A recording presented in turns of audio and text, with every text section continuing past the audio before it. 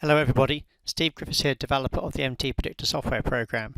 In today's MTPredictor video, I'd like to have a look at a lovely VS or volume spike buy setup that unfolded on a 3-minute chart of the ES from yesterday. But as usual, we have to look at our risk disclaimer and remind you that all examples in these videos should be considered as hypothetical. No trades are actually taken, they're just shown for illustration and training purposes only. Remind you there's a risk of loss in trading and investing. Put another way, all professional traders know and understand, but more importantly accept that losses can and will and do unfold no matter what trading approach you take.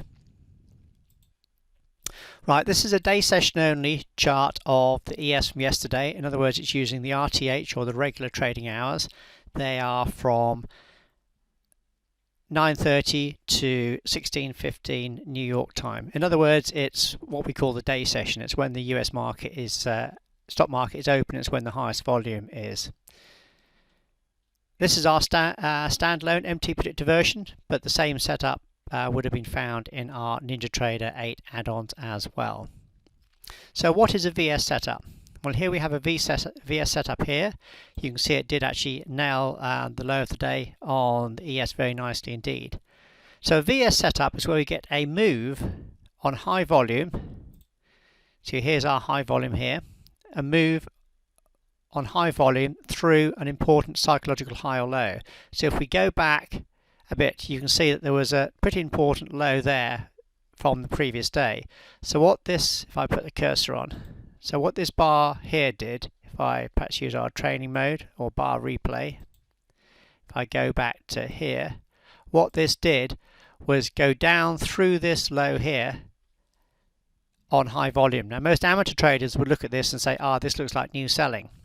But we have an advantage at MTPredictor because if we do a DP off this level, now remember these DPs are on the chart in advance, so before the market even got there, in fact I'll do that now actually, because if I take our trading mode and go back a bit further, go back to here somewhere before the break happened.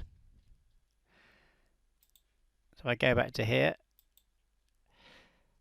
What we can do is we place that DP on the level on the chart first.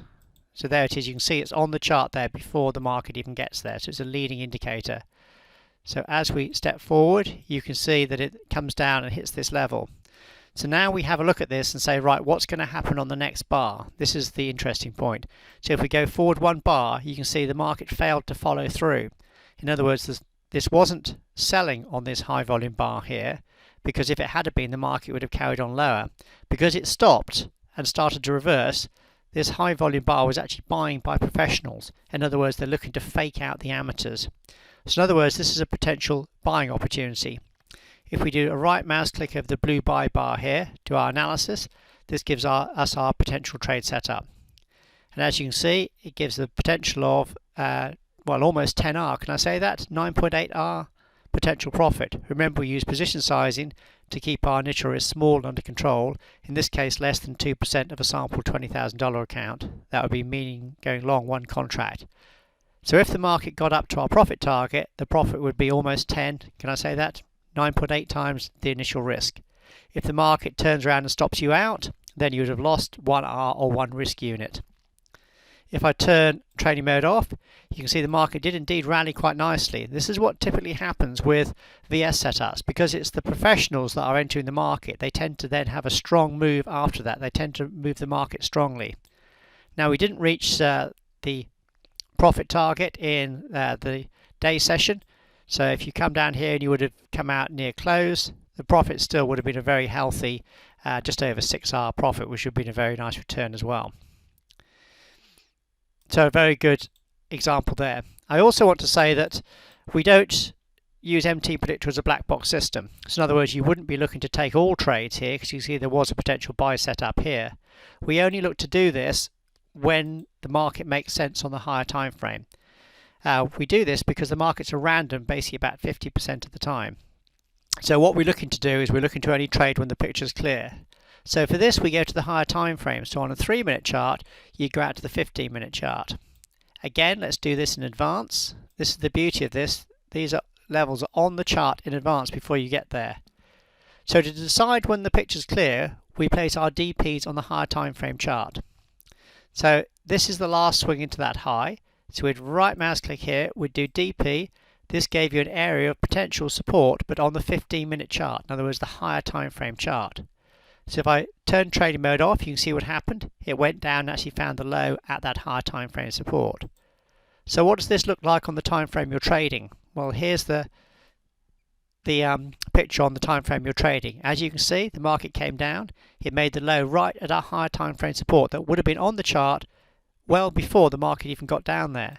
So at this point, this was deemed to be a clear picture because you had a shorter term, i.e. 3-minute buy setup at a higher time frame, i.e. 15-minute DP support zone. So that's why this would have been deemed to be a good trade setup and why this one wouldn't, because here the two time frames were coming in and telling you the same thing. In other words, you get a lower time frame setup at higher time frame support or resistance, support in this case.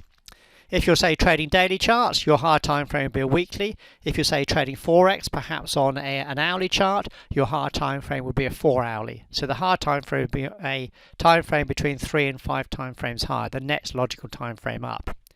So as you can see, this worked out rather nicely, where we had the anticipated support zone from the higher time frame on the chart in advance that projected in advance where we were looking or anticipating support. The market came down to that, made the low before rallying nicely. It then gave us our VS buy setup that we've looked at earlier in the day that gave us the opportunity to go long to catch this strong rally. It didn't quite get to our profit target throughout the day, but on close it still would have been a nice just over 6-hour profit. So a good result there and a good example of the VS or volume spike trade setup that we have in our MTPredictor software.